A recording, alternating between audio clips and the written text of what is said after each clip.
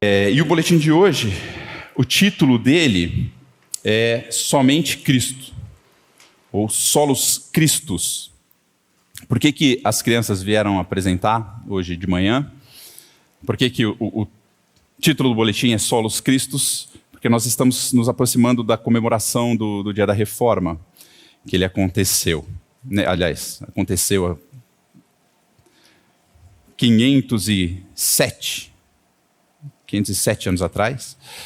E é o motivo também, o resultado, o fruto, nós colhemos até hoje, né?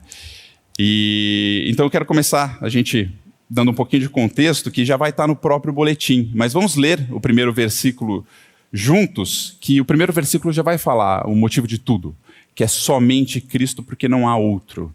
Então vamos juntos em Atos 4:12.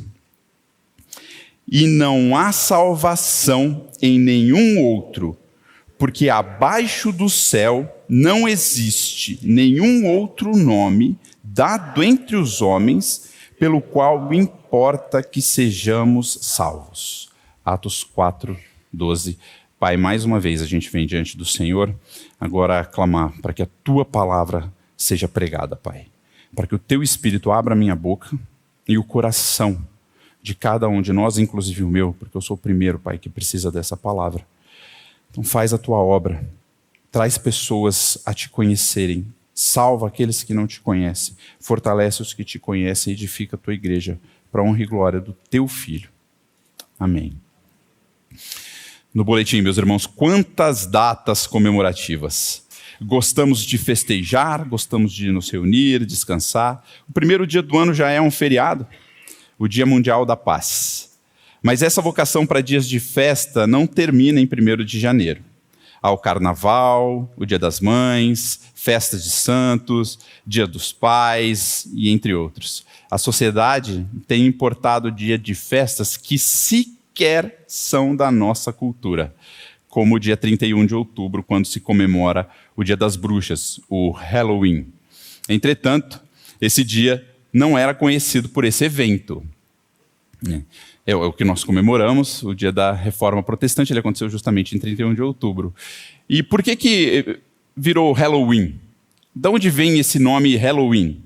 Tem duas prováveis explicações. A primeira é que o dia 2 de novembro, que não é o dia dos homens, né? É o dia de Todos os Santos.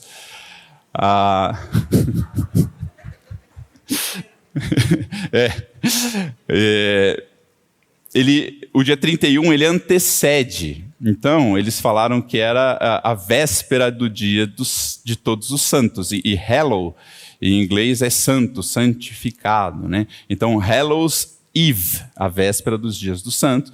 Mas tem uma outra explicação, que para mim parece fazer mais sentido, que é Hallow, que é santo, in, que significa em, dentro, e nós somos santos em quem?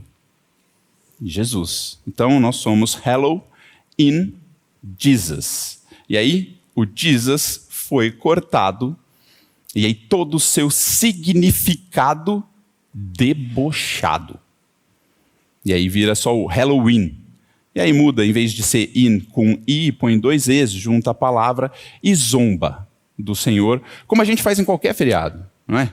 A gente, sociedade, não nós cristãos, mas nós como sociedade zombamos, por exemplo, da Páscoa. O que coelhinho tem a ver com ovo, o que ovo tem a ver com chocolate, e o que coelhinho, ovo e chocolate tem a ver com a Páscoa? Nada. O que uma árvore enfeitada tem a ver com o Papai Noel e o que isso tem a ver com o Natal? Nada. Mas pergunta para as crianças. O que elas comemoram dia 31 de outubro? Halloween. O que vai ser pregado aqui hoje foi a aula que a gente deu para as crianças na semana passada. Todas conheciam o Halloween. Algumas falavam, eu não comemoro, mas conhecia. Falei, e o Dia da Reforma Protestante, que foi o que originou, né, esse deboche do Halloween? Não conheciam. Ué, o que é isso? Então, ao boletim. O último dia do mês de outubro de 1517 ficou marcado como o dia em que Martinho Lutero pregou 95 teses contra as indulgências, venda de perdão da Igreja Romana, na porta da Catedral de Wittenberg, na Alemanha. O que é indulgência? Indulgência, ali está entre parênteses, venda de perdão, mas não é mais sutil, né? Porque Deus faz, Deus perdoa, mas não tudo. E para completar o seu perdão, tem aqui um precinho que você tem que pagar, a perda da indulgência. Qual foi o pecado que você cometeu? Esse é um pecado grave aqui, um pouquinho mais caro. Esse é um pecado menos grave, um pouquinho mais barato.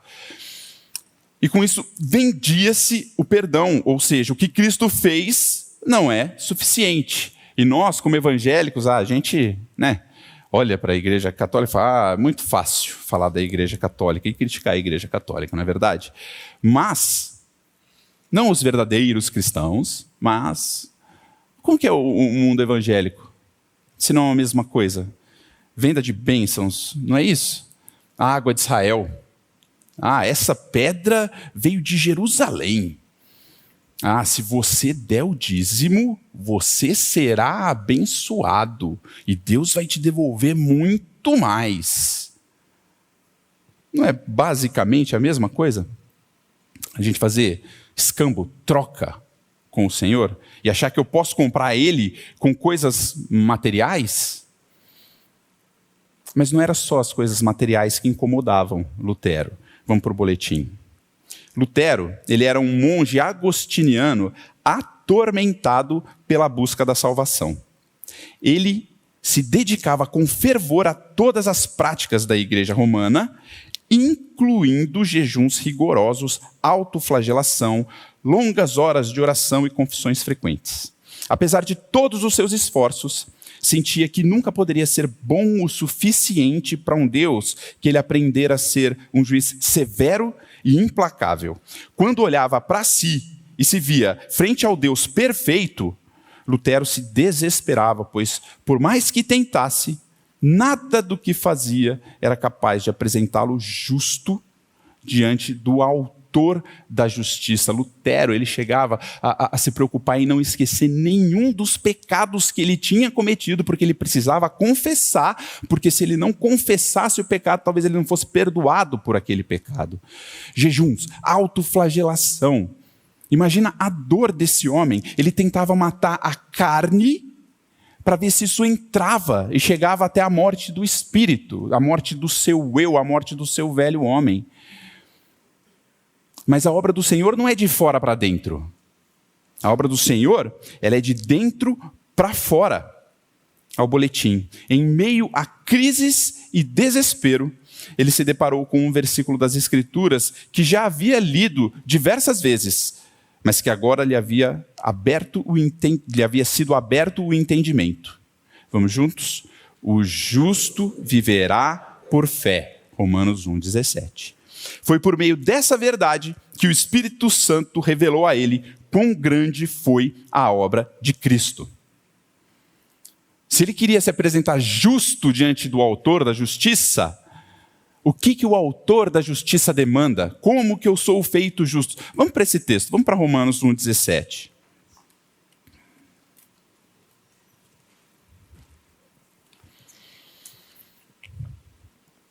De que maneira Deus manifestaria ou revelaria a sua justiça? Romanos 1,17 vai dizer que a justiça de Deus se revela Aonde a justiça de Deus se revela? No Evangelho, de fé em fé. Como está escrito, o justo viverá por fé. Então, se a justiça de Deus, se Deus se mostra justo no Evangelho, o que é o Evangelho? Isso é uma pergunta importante para nós respondermos, né? E de que maneira o Evangelho vai revelar a justiça? Ele não revela a graça?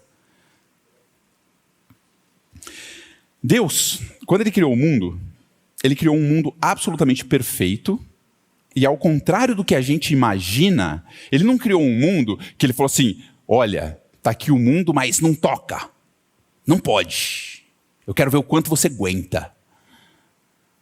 Deus criou um mundo e ele falou assim, vai meu filho, mergulha. Olha o quanto de árvore que eu fiz. Dá uma olhada nos animais. Olha o céu. Olha tudo. Toda tarde eu vou estar aqui com você. Se deleita. Eu sou um Deus de prazeres. Mas você pode não me querer. Porque eu sou um Deus de prazeres. Eu não vou obrigar a nada. Eu quero ver se você me quer. E aí ele colocou uma árvore e falou assim, essa aqui é a árvore, que o dia que você não me quiser, você vai e come dela. Mas eu vou te falar, todos os sims que eu tenho para você não são só prazer, são vida. Aquela única condição que eu estou colocando lá para você é um caminho sem mim. Logo, eu, o autor da vida, te aviso, o caminho sem Deus, sem eu, é morte. E onde o homem foi? Onde nós fomos? Não me basta tudo isso. Eu quero ser como o Senhor. Eu quero mais. O que eu teria feito? Não no lugar de Adão, porque eu não fico me colocando no lugar de Adão, né? Eu já me coloco no lugar de Deus, né? O que eu teria feito no lugar de Deus? Acabou. Esquece. Eu dei tudo. Tudo.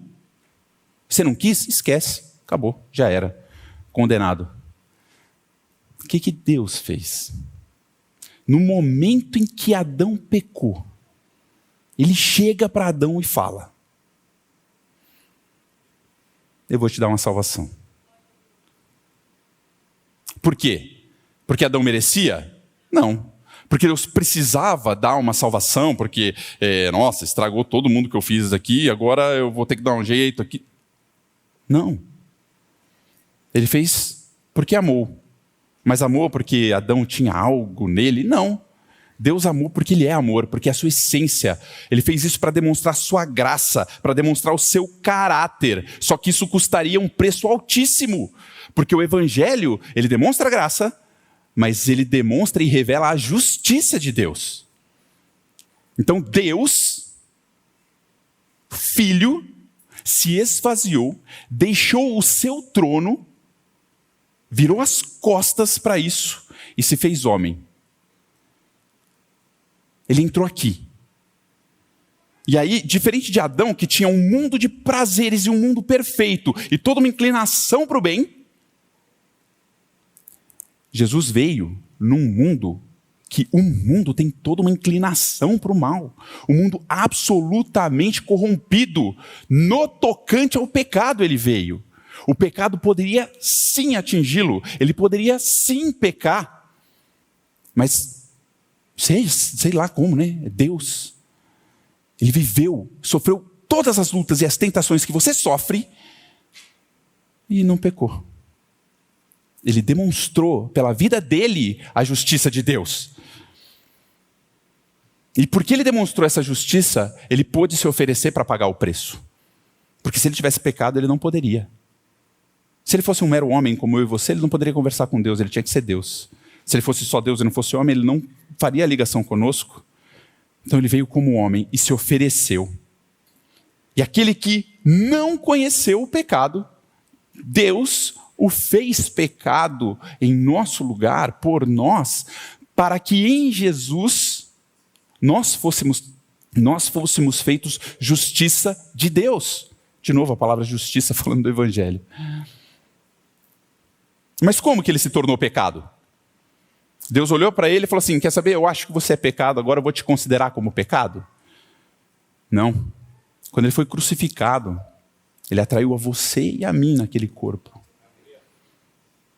E quando nós, pecadores, entramos em Cristo, ele se tornou verdadeiramente pecado, ainda que ele nunca tivesse pecado. E aí ele se tornou abominação para Deus.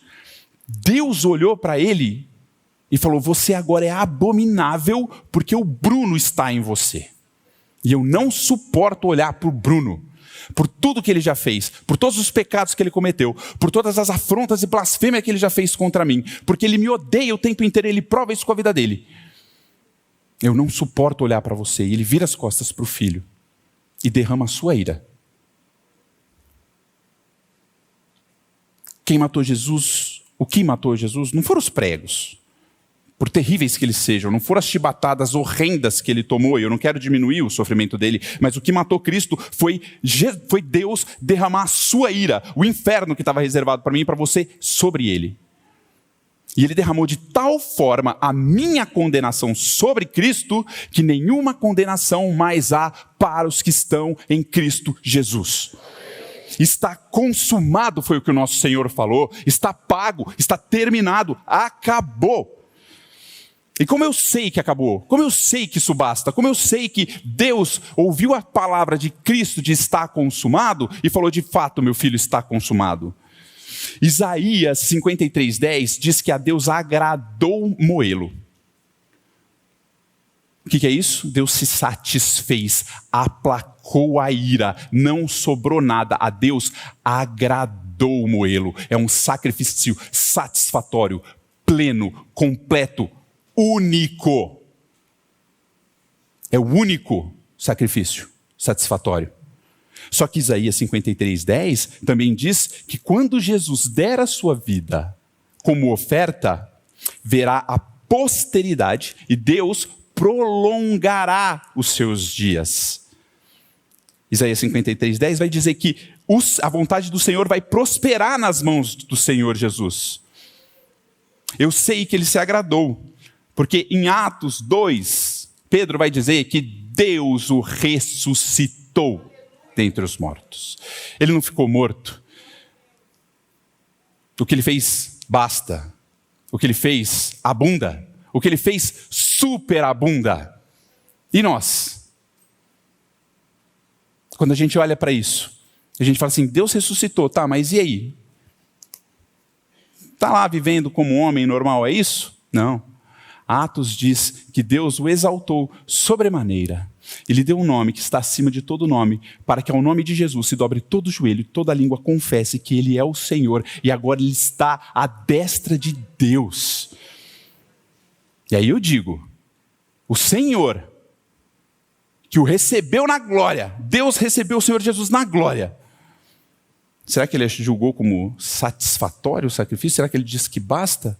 Misericórdia. Quem jamais, que homem jamais adentrou os portões eternos do céu, como diz Salmo 24? Bastou. Só que a obra do Senhor, como eu falei, ela superabunda, ela é tão grande, ela é tão fora da nossa cogitação, que Efésios 2:6 diz que nós ressuscitamos juntamente com Ele e que nós estamos assentados nos lugares celestiais em Cristo Jesus. Esse é o Evangelho. A justiça de Deus se manifesta no Evangelho porque o meu pecado foi pago plenamente, de tal forma que um juiz justo jamais vai cobrar isso de mim.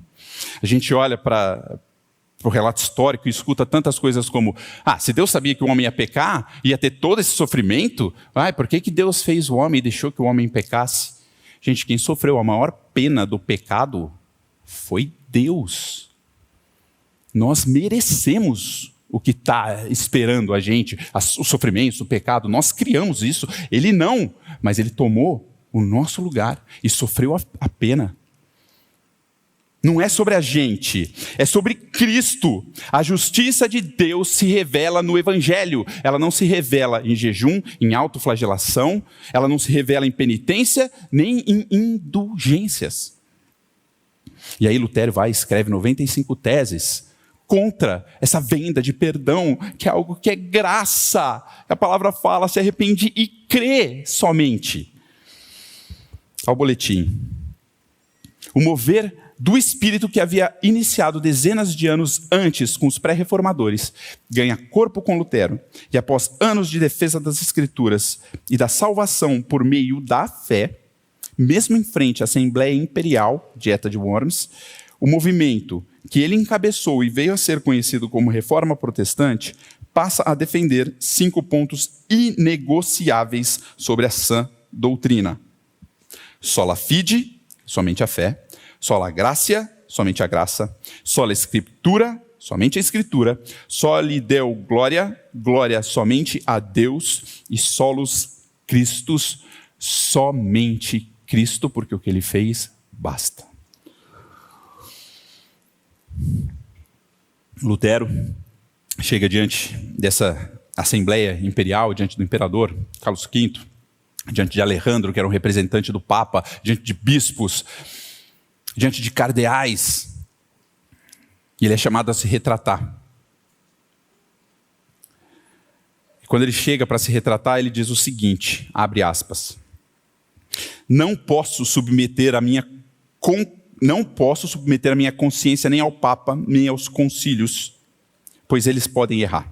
A não ser que eu seja convencido pelo testemunho da Escritura, ou por clara razão, estou preso às Escrituras que citei.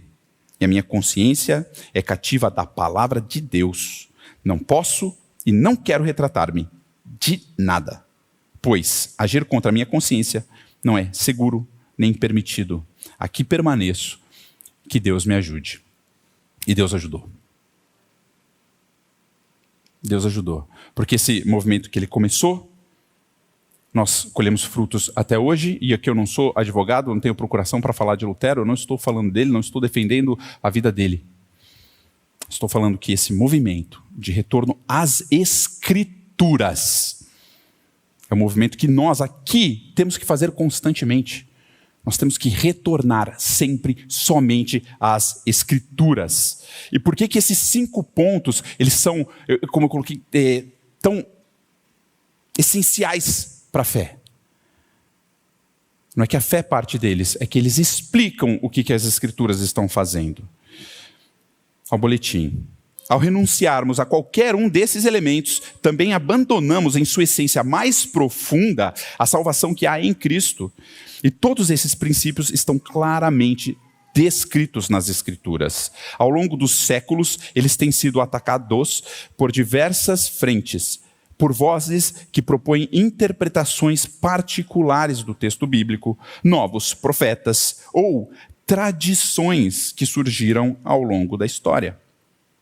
Mas cremos exclusivamente na palavra de Deus, sola Escritura, pois esse é um princípio claramente afirmado nela mesma.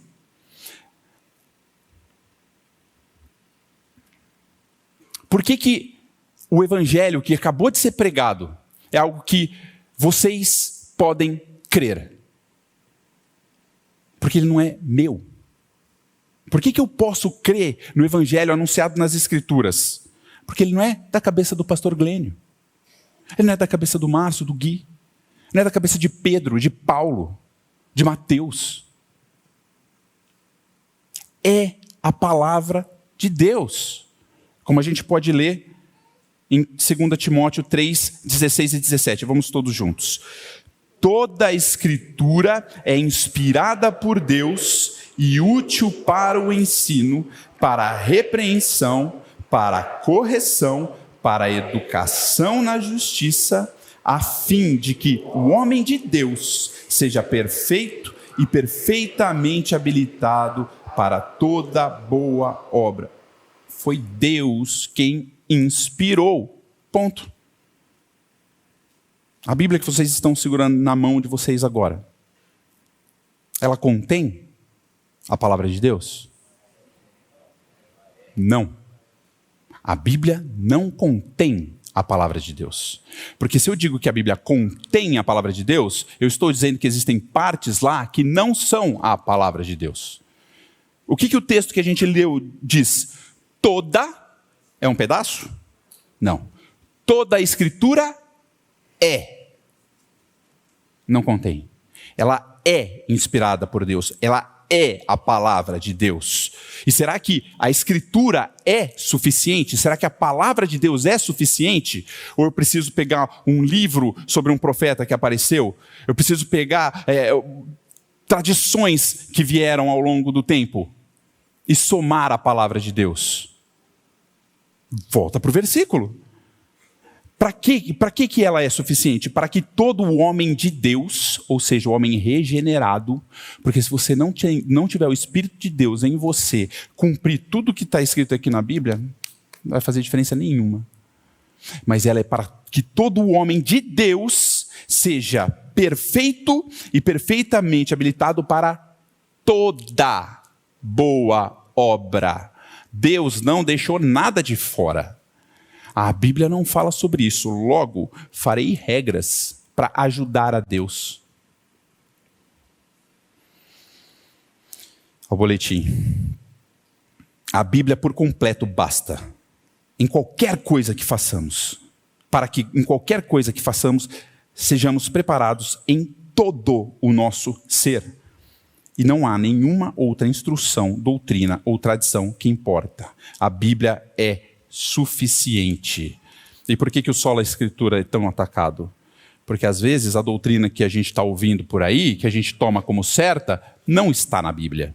E aí a gente vai para a Bíblia e está mostrando uma coisa diferente. Mas eu aprendi assim minha vida inteira. Mas o que a Bíblia está falando? Então, mas veja bem, talvez não seja só a Bíblia, né? A gente vai deixar tantos anos de tradição e revelação, tantas coisas que esse profeta falou que deu certo. Uma ou outra ele errou, né? Mas tantas deram certo. Sempre que alguém acrescentar algo à Bíblia, meus irmãos, cuidado. A Bíblia ela não é detalhista, tem coisas que nós inferimos, mas cuidado. Verifica se outros trechos das Escrituras corroboram com o que está dizendo ali. Ou se é simplesmente uma doutrina de homem. Será que o Evangelho está nas Escrituras?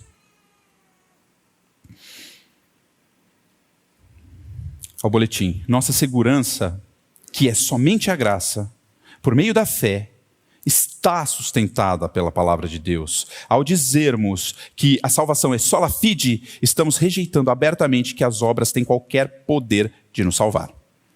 Como Paulo dirá em sua epístola, concluímos, pois, que o homem é justificado pela fé, independentemente das obras da lei. Essa palavra é forte, né? O que é ser justificado? É ser considerado justo diante de Deus. Não é nem diante dos homens. É você ser considerado justo diante de Deus. E como que eu sou considerado justo diante de Deus? Pela fé. Independentemente das obras da lei. Não depende das obras da lei. Não leva em conta as obras da lei. Não se preocupa com as obras da lei.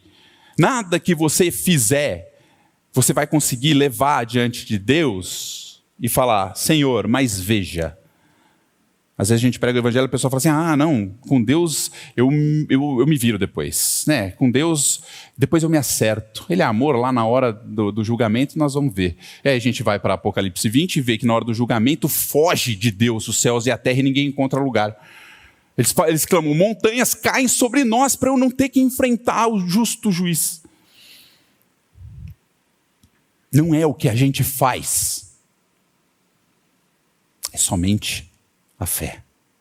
Crê e será salvo. É o que a palavra diz. Ao boletim. Intrinsecamente relacionado a este conceito está o sola gratia. Não há preço a ser pago por nós, uma vez que Cristo já o fez, como a gente vê em 1 Pedro 1, de 18 a 21, e Romanos 3, 24. Ambos. Fé e graça são inseparáveis da maravilhosa obra de Cristo. Vamos juntos.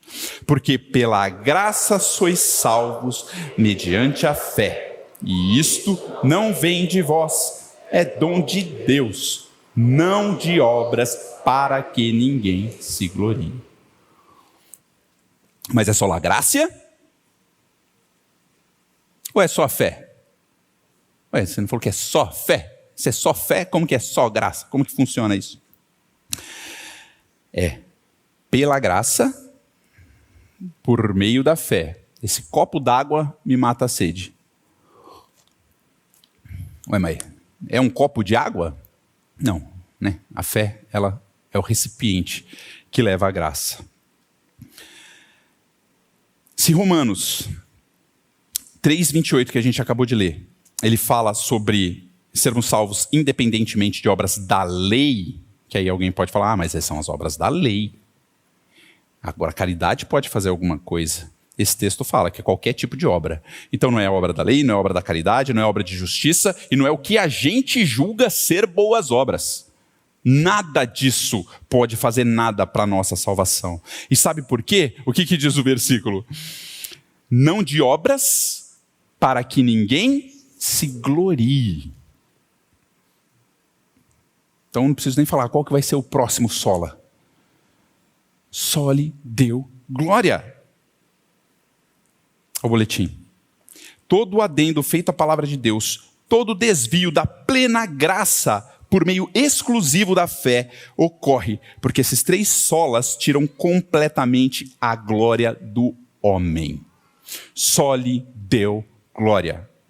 É humilhante para o homem não participar da sua própria salvação, não ter onde se apegar em si mesmo.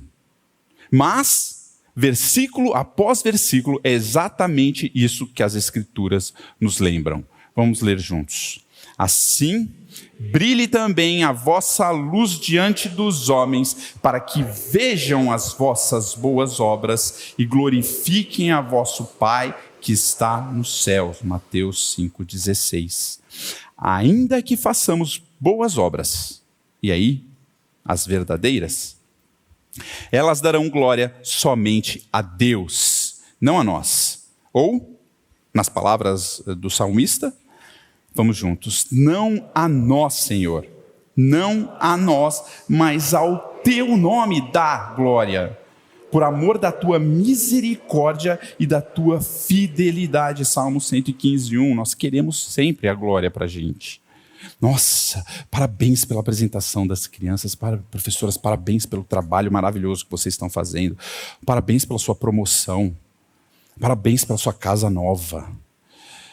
Nossa, seus filhos são tão educados, parabéns. Nossa, você é uma pessoa tão estudiosa. Ai, que inveja, queria ser como você.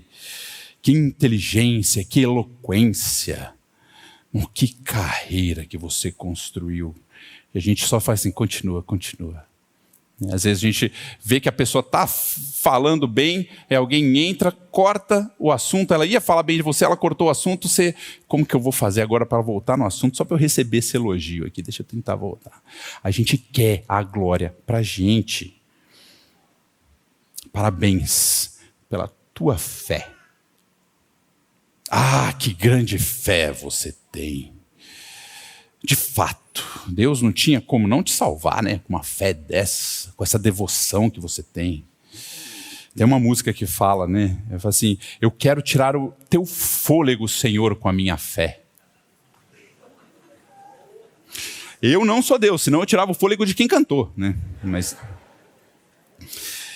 gente, e a questão de dar glória a Deus, a gente entende também, muitas vezes, com a nossa lente corrompida, com o que seria a glória para nós. Tem um conceito sobre virtudes, que ele é muito utilizado também na educação clássica, que vai dizer que virtude é o meio termo. A gente teve aula com a Lúcia essa semana sobre isso, então está fresquinho na minha memória. O que seria virtude ao meio termo? É você não exagerar, não ir para o excesso, mas você também não ficar na falta. Exemplos. Diante do medo, qual que é a virtude que nós temos diante do medo? Coragem. Qual que é o excesso disso? Imprudência. Temeridade. Irresponsabilidade. Qual que é a falta? Covardia.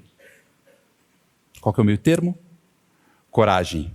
Diante do desejo, do prazer, qual que é a virtude que nós temos diante do prazer? Temperança. Qual que é o excesso? Libertinagem, devassidão. Qual é a falta? Insensibilidade, ascetismo. Diante da glória, diante do dar glória, receber glória, qual que é o excesso? Que é o que nós fazemos quando a glória não é nossa. Vaidade, vanglória. Qual que é a falta? Falsa modéstia. Ah, você conseguiu um negócio legal, a pessoa te dá um elogio, pô, parabéns pelo seu trabalho, né? Dentro do limite, lógico. Você não imagina, eu não teria. Aí você fica sempre se colocando para a falsa modéstia. Cansa a pessoa, não cansa? Uma falta. Meu amigo, era só um ok, não estou querendo te dar glória, nada, era só um elogio mesmo. Mas tá. E qual que é o meio termo da glória, de receber glória? Magnanimidade. Grandeza é ser magnânimo. Se você recebe a glória na medida exata. Deus, ele é digno de toda a glória. Se Deus não receber para si toda a glória, ele age com falsa modéstia. Deus não é falso. Se Deus nos entrega uma glória que não é nossa, Deus está nos entregando a vaidade e a vanglória. Então, as nossas boas obras são para que eles glorifiquem o nosso Pai, porque elas são feitas em Cristo. É como o salmista diz que a gente falou assim, não a nós, Senhor, não a nós, mas ao teu nome dá a glória, entregue o nome. Por amor da tua misericórdia, tenha misericórdia de mim, não me entregue a minha vaidade, ao teu nome dá glória. O mundo precisa ver a minha luz, não é isso que a gente acabou de ler? Vejam a tua luz e glorificam, mas a luz que há em mim, se for minha, é trevas. Mas se é de Cristo, eles dão glória ao Pai, porque nós somos feitura dele, criados em Cristo Jesus para as boas obras, as quais Deus de antemão preparou para que andássemos nelas. As boas obras só são boas porque nós fomos colocados em Cristo. E aí as obras são deles. Como Isaías 26 vai dizer, Senhor, concede-nos a paz, porque todas as nossas obras tu fazes por nós. Só lhe deu glória. Ao boletim. A palavra de Deus deixa absolutamente claro que só há um jeito de fazermos boas obras verdadeiramente, por meio da luz que há em nós.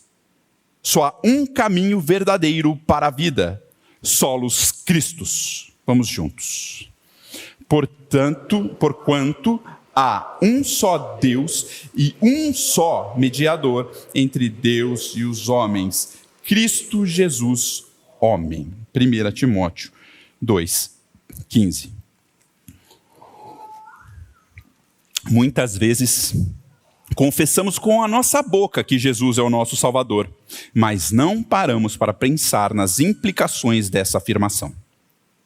Salvador não é possibilitador ou ajudador.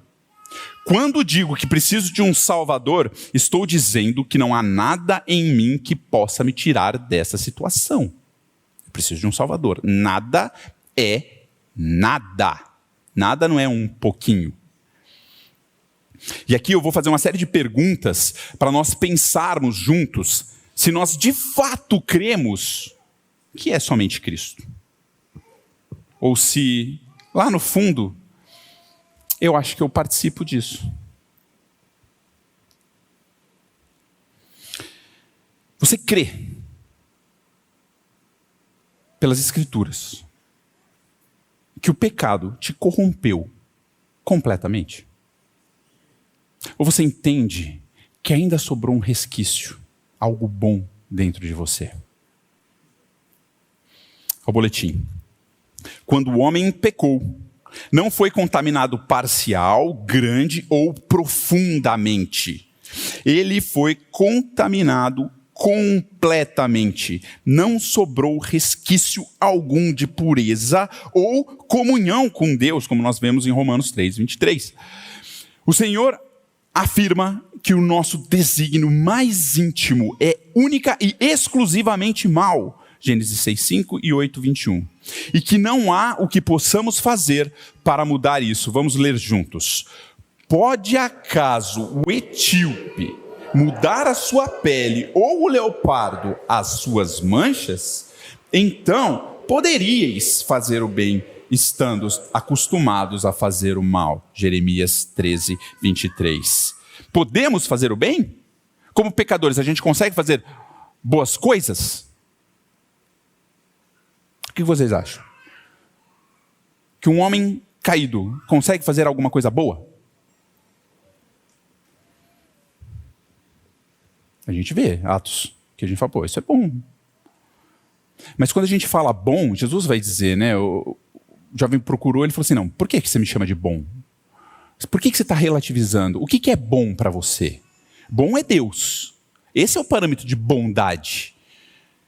Quando a gente fala que é bom, ou é completamente bom ou não é. O bom, ele tem que estar desde a intenção, tem que estar na nossa ação, e tem que estar no fim, no propósito, até mesmo no reconhecimento. Então, muitas vezes a gente faz algo bom, mas a gente quer a glória para a gente. Pronto, já não é bom.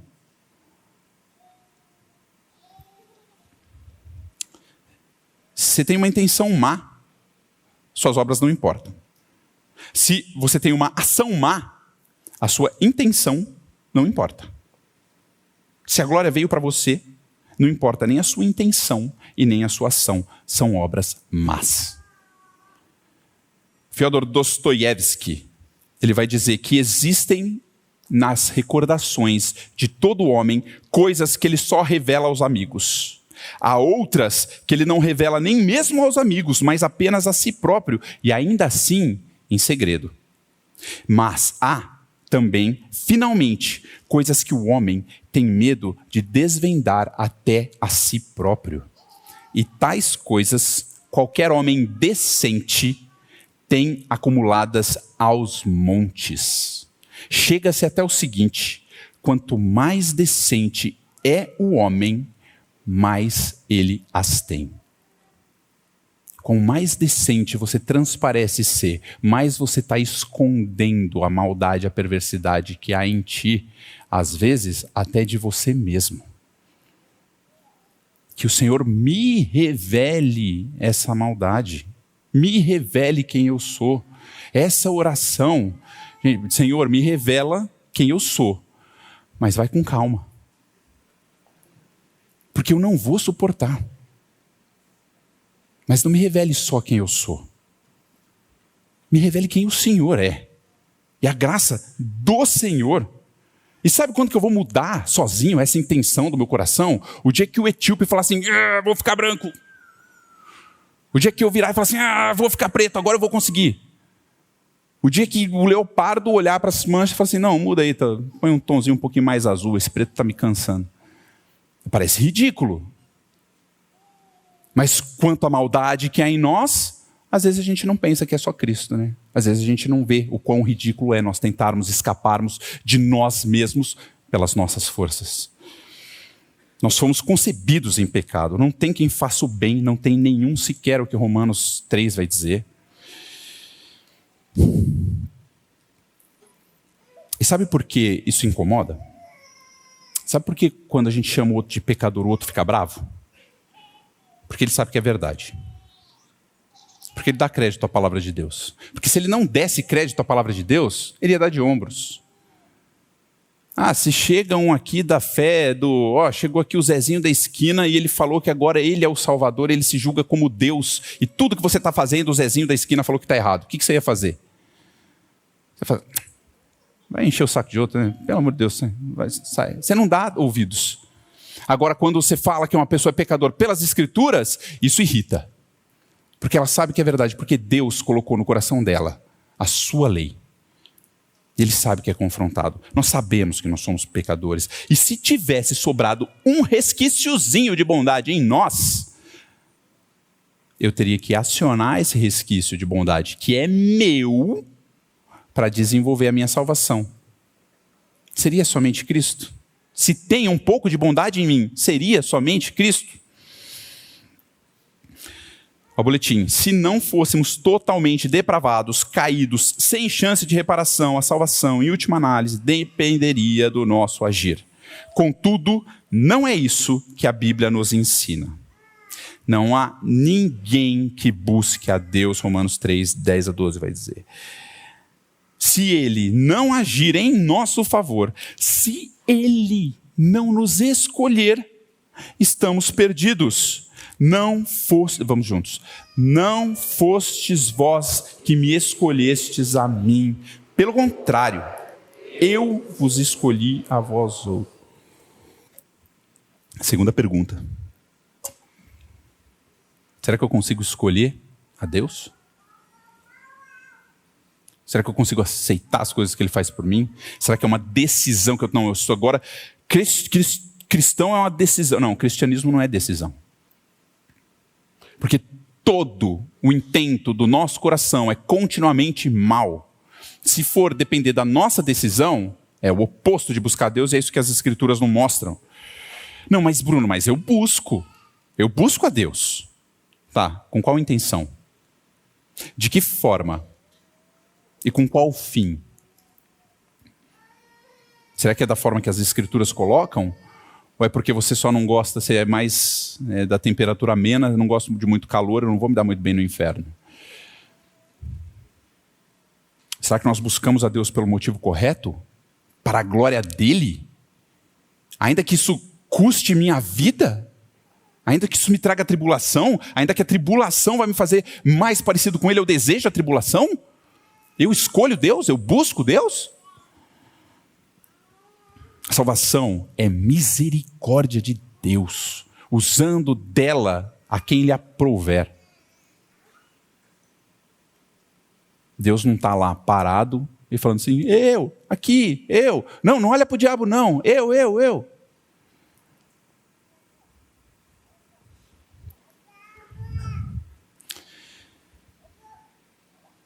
Se nós não temos condição de escolhê-lo,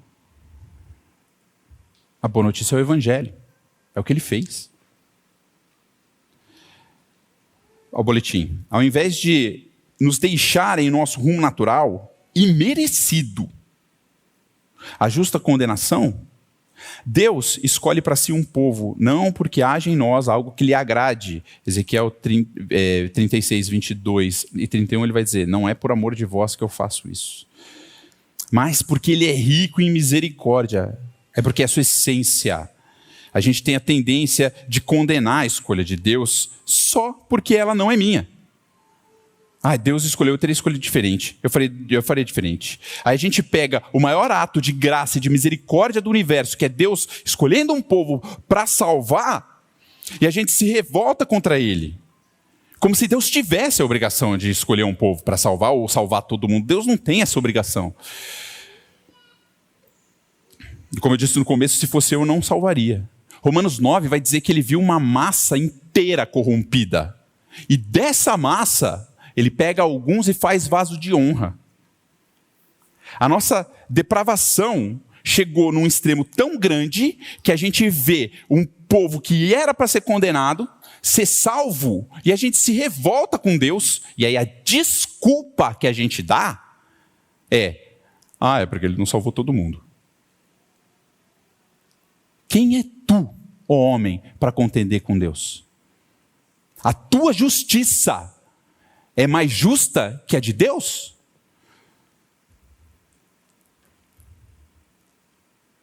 O teu amor é maior? A tua graça é maior que a de Deus? O teu sacrifício é maior que o de Deus? Mas eu sou rápido para julgar ele, né? O boletim. Nosso pecado é tão vil que corrompe até mesmo a beleza da escolha de Deus. Muitas vezes queremos entender por que alguém vai para o inferno. Mas o difícil é entender por que ele salvou alguém. Isso sim é inexplicável na perspectiva humana.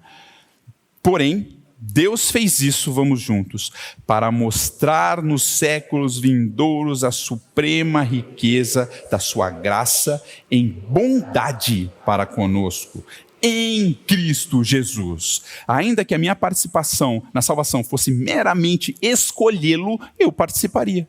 Não é só Cristo. Deus fez tudo. Agora só falta eu falar assim, você, unido, unite, vai. A salvação é minha. Por que Deus fez isso? Por que Deus escolheu um povo? Não é porque ele está preso a nós, mas para mostrar para os séculos vindouros, quando tudo tiver consumado, nós vamos estar lá como se fosse uma vitrine, todo mundo vai olhar e falar assim, o que o Bruno está fazendo aqui? Aí eles vão olhar para a mão de Cristo com os cravos e vai falar assim, o Senhor é maravilhoso demais. Eles vão passar a eternidade louvando o Senhor pela bondade dele, porque ele foi bondoso para comigo. E louvando ao Senhor pela justiça dele também, e pela ira dele por condenar aqueles que são, de fato, perversos como nós somos. Todo pecado vai ser punido, todo pecado vai ser punido. todo. Ou ele foi em Cristo, ou nós o faremos. Se a gente soubesse quem o homem é, a perversidade do homem, a depravação total que a gente falou, se de fato nós soubermos quem é o homem, a gente não vai olhar para Deus e falar assim, nossa Deus, como que você deixou esse pessoal ir para o inferno? A gente vai falar assim, como que você salva? É isso que a cruz explica. Foi isso que Cristo fez. Ele morreu para matar o pecador. Ele morreu para pagar o preço e para matar o nosso velho homem. Presta atenção, eu vou falar de novo. A cruz, Cristo morreu para pagar o preço dos nossos pecados e para nos matar com ele. Matar o nosso ego. Matar o velho homem, matar quem nós somos. Porque nós sabemos que quem foi crucificado com ele, o velho homem, morreu para que o corpo do pecado seja destruído e a gente não sirva ao pecado como escravos. Ao boletim. Jesus Cristo fez absolutamente tudo. Não sobrou nada para o homem. A obra dele é plena. Presta atenção no que a palavra vai dizer. Vamos ler junto. Presta atenção no que esse versículo está dizendo. Porquanto quem morreu está justificado do pecado. Romanos 6, 7. Tal afirmação é cabal. Nos dá certeza e a paz de que estamos seguros em Cristo. Se Jesus Cristo tivesse morrido por mim, mas isso não me salvasse, de quem seria a salvação? De quem ela dependeria? De mim. Deus morreu para todo mundo. Tá? Ele derramou a graça dele para todo mundo. E agora você vê se você quer receber essa graça ou não. Gente, o que isso significa? Presta atenção no que esse versículo falou. Quem morreu está o quê? Quem morreu está o quê? O que é justificado? Justo diante de Deus. Quem morreu é considerado justo diante de Deus. O que nós falamos que Cristo fez na cruz? O que a palavra nos diz? Ele pagou a condenação. E nenhuma condenação há para os que estão em Cristo Jesus.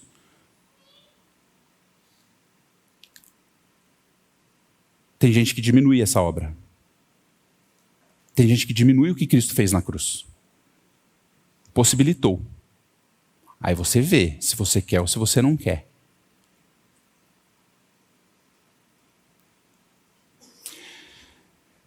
Se Cristo morreu por alguém que foi ou está ou estará no inferno, a morte de Cristo foi em vão. Deus matou o seu próprio filho a troco de nada.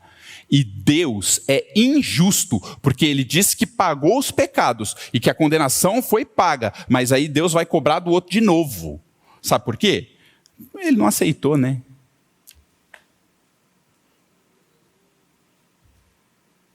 Não diminuamos a obra de Cristo. Ela é completa. Ele fez tudo.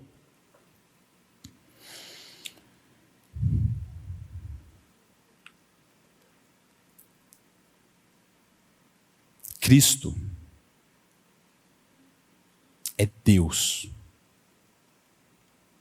O seu sangue vale mais do que tudo. Uma gota do sangue de Jesus vale mais do que todo o universo. Toda a criação, infinitos universos colocados juntos, não tem o valor que a gota do sangue do Filho de Deus tem. Coloca de um lado tudo que é bom. Mares, oceanos, planícies, montanhas, sol, estrela, peixe, árvore, comida, tudo. Todo o universo, toda a criação. Adiciona isso tudo que é virtude, tudo que é bom, tudo que é belo, tudo que é verdadeiro. Põe tudo isso de um lado da balança e põe Cristo do outro. Ele vale mais. Ele é o Filho de Deus, ele é o Criador de todas as coisas. E aí a morte do Criador, é para ver se você vai querer salvar ou não. O sangue dele não tem tanto poder assim, o sangue dele é muito poderoso. A única coisa que o sangue de Cristo não ganha é da sua vontade. Ao boletim. A morte dele não foi algo que possibilitou a salvação a todos. Ele salvou completamente a todos os que morreram nele. Vamos ler juntos Romanos 6:8. Ora, se já morremos com Cristo, cremos que também com ele viveremos. Aleluia. Se Jesus Cristo tivesse morrido por alguém que no fim das contas não foi salvo, sua morte teria sido em vão. É solos Cristos. É somente Cristo. Não é a morte de Cristo mais qualquer coisa, nem mesmo a sua decisão. Jesus, ao boletim, não está nos servindo ao realizar uma tremenda salvação, ou apenas para implorar que façamos algo, ou mesmo que o aceitemos. Solos Cristos vai além. Ele conquista até mesmo a nossa própria vontade. Vamos ler juntos. Dar-vos-ei coração novo, e porei dentro de vós espírito novo. Tirarei de vós o coração de pedra, e vos darei o coração de carne. Ezequiel 36:26. Ele matou o nosso velho homem, aquele que o odiava, para nos dar uma vida que o deseja. E morto não faz nada. Morto nem mesmo rejeita o que é feito a ele. Não há em nós o poder para resistir a essa tão grande salvação. Você acha que você consegue resistir à graça de Deus? Ou é só Cristo? Você acha que você tem esse poder dentro de você? Você acha que o teu pecado é tão grande que vai resistir à graça de Deus? A continuação desse versículo 26, de Ezequiel 36, a palavra vai dizer que ele vai colocar dentro de nós o Espírito dele. Que ele vai fazer com que a gente ande nos estatutos dele, guarde os juízos, que observe os juízos de Deus. Ele vai fazer isso, ele não está perguntando, ele não está pedindo permissão, ele está usando da graça, até mesmo para mudar os nossos desejos. Eu não sei se eu sou muito a favor de Deus mudar os meus desejos, de eu dar licença para a vontade dele. Eu estava dando essa aula para os juniores, semana passada. Aí eu perguntei para eles, se sua mãe mandar você tomar banho, o que acontece? Eles vão fazer, mas vai acontecer o quê? Vão tomar banho. Se mandar comer, o que vai fazer? Vai comer. Se mandar se arrumar, escovar o dente, dormir, vão reclamar? Claro que vão, são filhos de Adão. Mas no fim das contas, a vontade do pai e da mãe vai prevalecer. Mas a vontade de Deus eu ganho. Eu não ganho da vontade da minha mãe, mas da de Deus, essa eu consigo. Não há quem resista a Deus. Quem jamais resistiu à sua vontade? Mas não é que ele nos força, ele nos muda.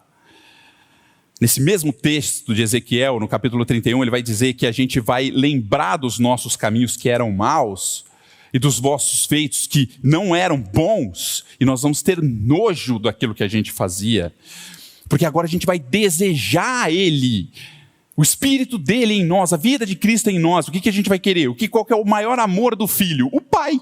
Aí o Pai vai morar em gente. Qual que vai ser o nosso maior amor? O Pai. O Pai das delícias. Porque se alguém está em Cristo, é uma nova criatura. É uma nova criação, as coisas antigas já passaram.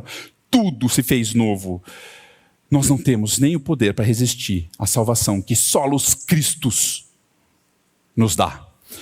Ao boletim, na verdade, não há poder em nós, nem mesmo para perdê-la. Como temos visto, se rejeitar ou perder estivesse em nosso poder, toda a salvação novamente dependeria de nós. Mas nós estamos eternamente seguros nele, pois ele mesmo disse, vamos juntos, eu lhes dou a vida eterna, jamais perecerão, e ninguém as arrebatará da minha mão. Por definição, vida eterna é aquela que jamais acaba. A obra de Cristo é suficiente para toda nossa caminhada. Não é uma salvação que nos dá segurança apenas nessa vida, mas estamos seguros por toda a eternidade, pois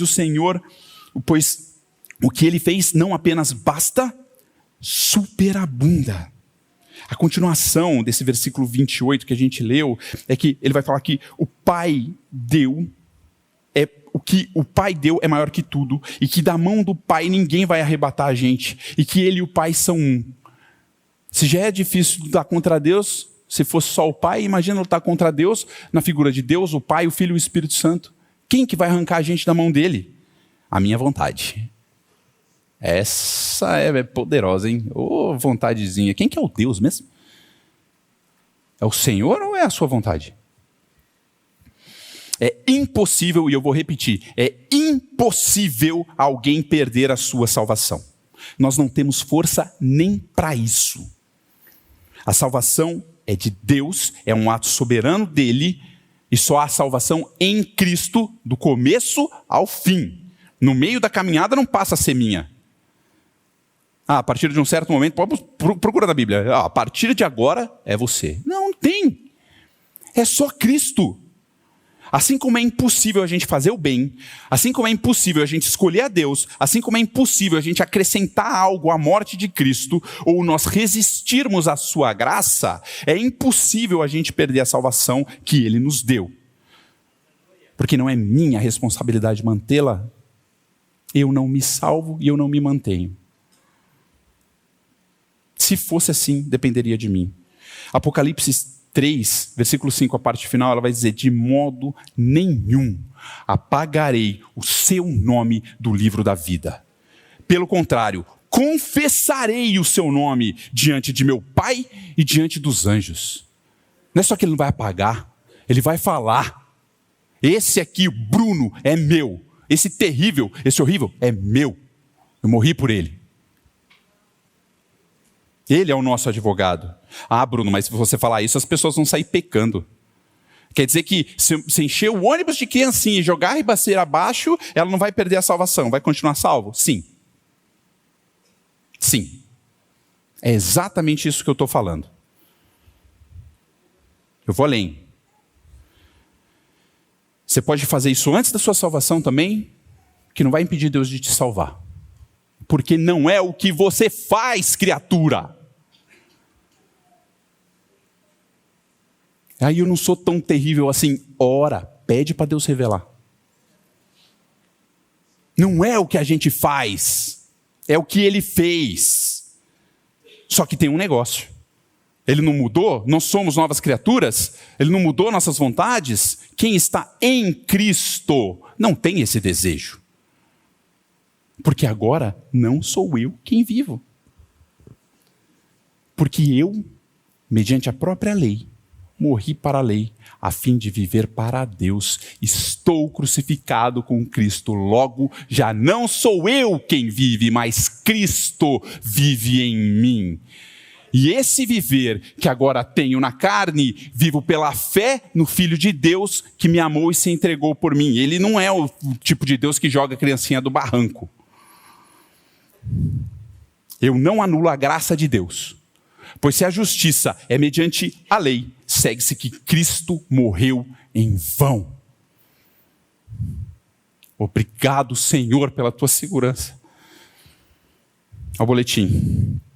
Quando colocamos a responsabilidade nas mãos do homem para a sua salvação, podemos até parecer bem intencionados.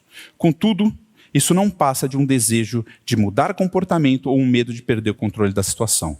Qualquer participação que o homem tenha em sua salvação, seja tendo um resquício da imagem de Deus que permaneceu em si, que é a depravação total, seja escolhendo Deus, que a gente falou sobre a eleição incondicional, a morte de Cristo sendo mera possibilitação, nós falamos da expiação limitada, o homem aceitando ou rejeitando o sacrifício feito em seu favor, a graça irresistível, ou mesmo sendo responsável por manter a sua salvação até o fim. Qualquer participação que o homem tenha nessa salvação é, no frigir dos ovos, negar a suficiência de Cristo. João 6,44. É negar o seu sacrifício, é negar os solos Cristos. É o último texto que eu vou pedir para vocês abrirem. É João 6,44.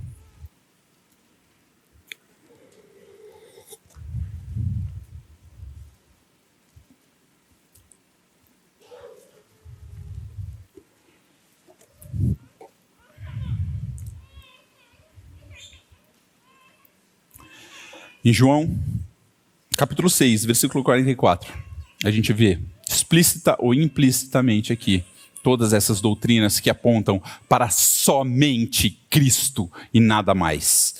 Ninguém pode vir a mim. Depravação total. Ninguém pode vir a mim. Vamos ler todos juntos? Eu vi que vocês foram, eu gostei. Ninguém pode vir a mim se o Pai que me enviou não o trouxer, e eu o ressuscitarei no último dia. Ninguém pode ir a ele. Depravação total. O Pai que o enviou. Eleição. Se o Pai não enviou e não trouxer, aliás, se o Pai enviou e levou, ele vai ressuscitar. Aquele que ele recebeu, ele vai dar conta. A expiação limitada, a morte de Cristo. O Pai enviou e ele trouxer, não vai conseguir resistir. Porque o Pai enviou, quem jamais resistiu à sua vontade? Graça irresistível. E Deus ressuscitará quando? Cristo ressuscitará quando? No último dia. Perseverança dos santos, nós estamos seguros nele.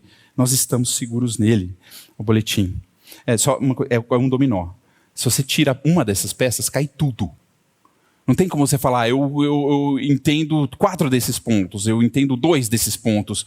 Ou é tudo, ou não é somente Cristo. O boletim. Ao sermos confrontados por tão grande salvação, sentimos-nos pequenos. Vemos nossa limitação, nossa impossibilidade, nossa falta de controle. Isso geralmente gera 2 reações nas pessoas. A primeira é a resistência e o desejo de tomar o controle para si.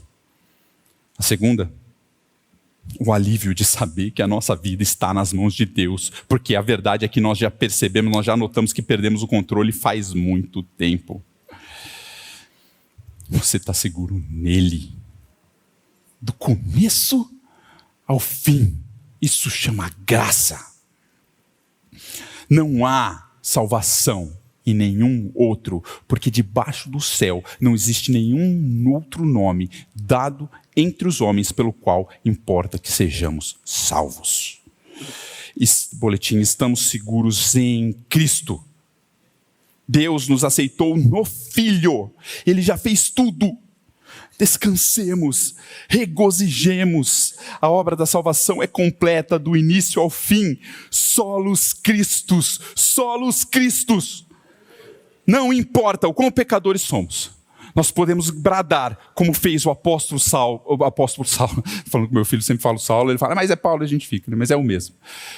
Vamos juntos, bradar, como ele fez. Desaventurado homem que sou, quem me livrará do corpo dessa morte? Graças a Deus por Jesus Cristo, nosso Senhor. Glória a Deus por Jesus Cristo, o nosso Salvador. A Ele seja toda a honra e toda a glória. É somente a Escritura. Nós não temos onde nos apoiar, é na Escritura. É somente a fé, é somente pela graça. A glória é somente dele. Porque Cristo, o nosso Salvador, fez tudo.